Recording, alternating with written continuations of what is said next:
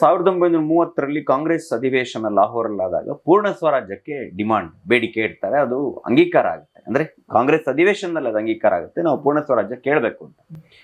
ಆವಾಗ ಡಾಕ್ಟರ್ ಹೆಡ್ಗೇವಾರ್ ಅವರು ಹೇಳ್ತಾರೆ, ಎಲ್ಲ ಶಾಖೆಗಳಲ್ಲಿ ಜನವರಿ 26ನೇ ತಾರೀಕು ರಾಷ್ಟ್ರಧ್ವಜ ಆರೋಹಣ ಮಾಡಬೇಕು ಮತ್ತು ಸ್ವಾತಂತ್ರ್ಯದ ಬಗ್ಗೆ ಒಂದು ಸಣ್ಣ ಭಾಷಣ ಎಲ್ಲ ಕಡೆ ಮಾಡಬೇಕು. ಎಲ್ಲ ಶಾಖೆಗಳಲ್ಲಿ ಮಾಡ್ತಾರೆ. ಅಂದ್ರೆ ಸ್ವಾತಂತ್ರ್ಯ ಸಂಘದ ಪ್ರತಿಜ್ಞೆ ಇದೆಯಲ್ಲ, ಇವತ್ತು ಸಂಘದ ಪ್ರತಿಜ್ಞೆಯಲ್ಲಿ ಈ ದೇಶದ ಸರ್ವಾಂಗೀಣ ಉನ್ನತಿಗೋಸ್ಕರ ಅಂತ ಹೇಳ್ತೀವಿ. ಅಂದ್ರೆ ನಾನು ಜೀವನ ಪರ್ಯಂತ ಕೆಲಸ ಮಾಡ್ತೀನಿ.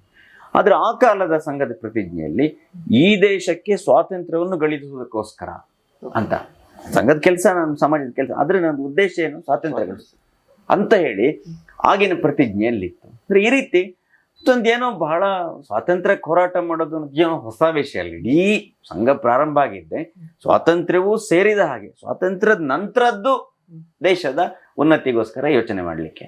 ಹಾಗಾಗಿ ಅದು ಬಹಳ ಸಹಜವಾದ ವಿಷಯ. ಏನೋ ಒಂದು ಹೊಸ್ತು, ಸ್ವಾತಂತ್ರ್ಯ ನಮಗ್ ಬೇಕಾಗಿಲ್ಲ, ಬ್ರಿಟಿಷರೇ ಇರ್ಲಿ. ಈಗ ಈ ದೇಶದ ಒಂದು ಸಂಸ್ಕೃತಿ ಧರ್ಮದ ಆಧಾರದ ಮೇಲೆ ನಮ್ಮ ಸಮಾಜ ಪುನಃ ಇದು ಚಿಗುರಬೇಕು.